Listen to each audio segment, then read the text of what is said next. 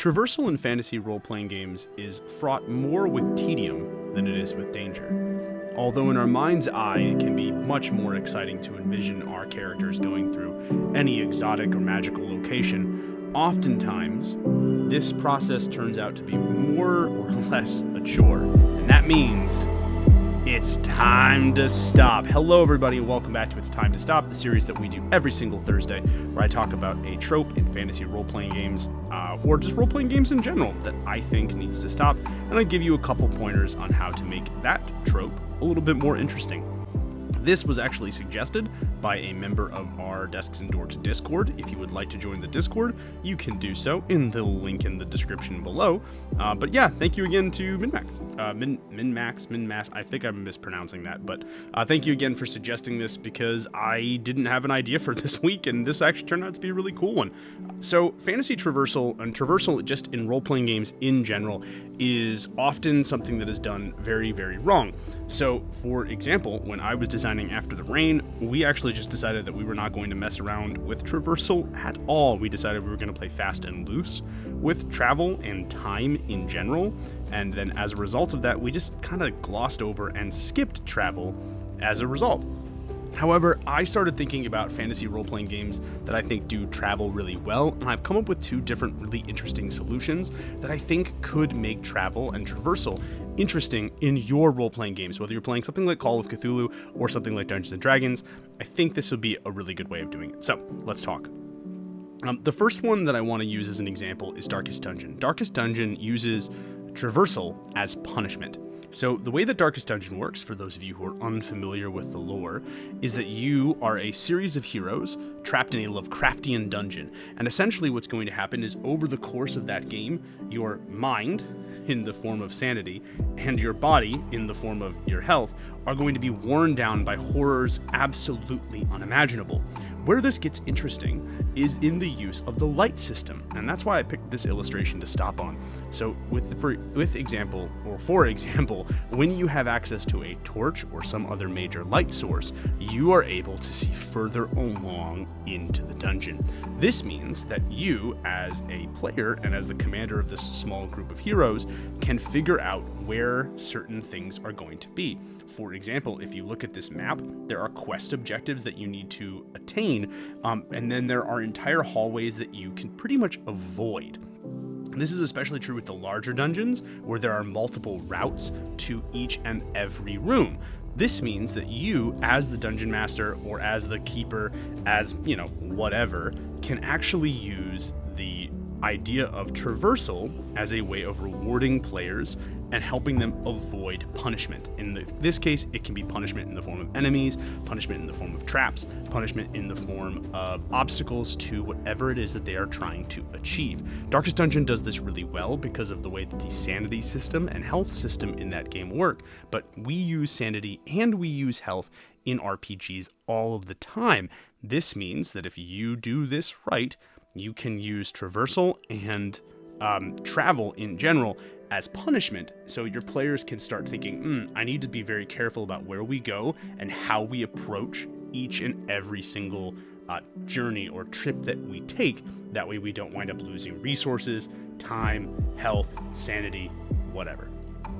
The other way that I think that you can use this really interesting is traversal as reward, and this is done well in a couple different mediums. But in particular, I've been watching Freerun, Journey's End, and it's interesting how this show treats traversal. And actually, this inspired me to create a couple different things that you can potentially use travel for. So I'm going to show you what I mean by that.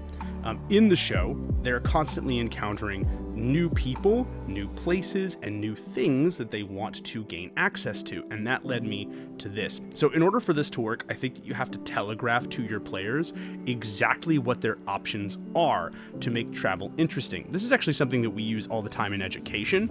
If you are, doing a lesson plan, or essentially if you're trying to create engagement, one of the things that you want people to do is you want them to have meaningful choices, and you want them to take ownership of and responsibility for those meaningful choices. So again, you really desperately want to have the players know what their options are, because that's going to spark discussion with your players, and it's going to make for meaningful choices, impactful choices throughout your campaign.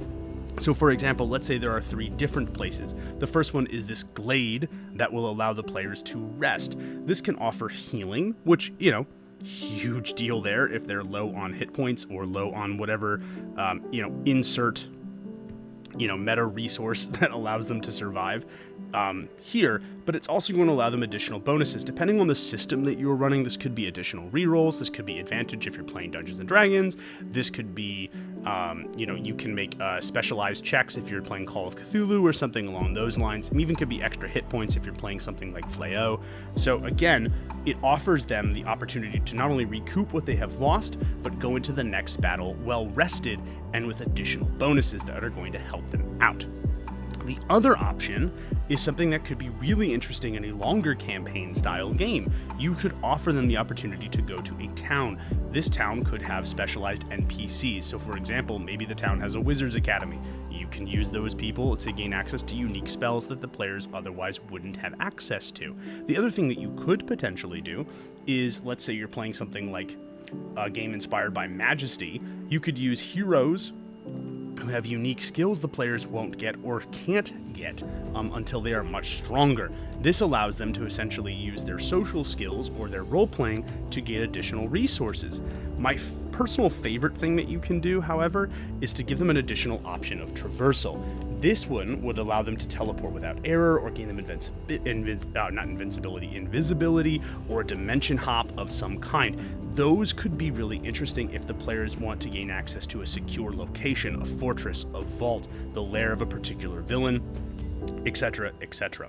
In this way, now you've presented the players with 3 options. They're all good. Traversal is now a reward, but it's not just, oh, your players go here. Describe how your players go here. Now it is, here are 3 meaningful options. Here are 3 interesting options that are going to create, hopefully, interesting decisions for your party to use. And I think that's kind of a neat thing to do.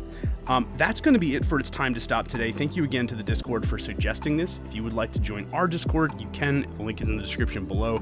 I'll occasionally post videos and stuff a little bit early, or at least ask for some advice or some new stuff or new videos and new content, which hopefully everybody enjoys.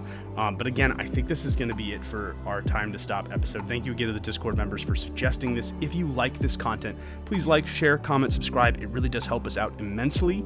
If you have not checked out yesterday's video on a surprise tool for adventure generation, I would encourage you to check that out as well. And if you really want to help us keep the lights on, the best way to do so is by purchasing some of our games from World of Game Design or itch.io. But until next time, I am Kyle Ott for Desks and Dorks. You have all been awesome, and I'll see you the next time. Peace.